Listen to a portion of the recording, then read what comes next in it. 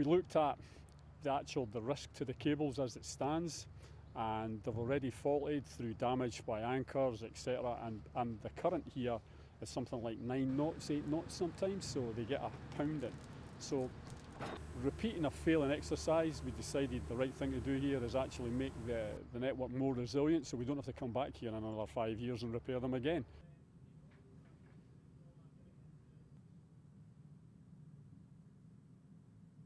Because we had to do quite a lot of upfront work to actually understand the geography of the subsea setup here. It's quite tricky. The channel itself's got a strange angle on it, so we had to look at that. So that's been surveyed. We've done multiple bores, test bores on either side to try and ascertain what it is that we've got below ground. And so we've got as much information as we're going to get at the moment.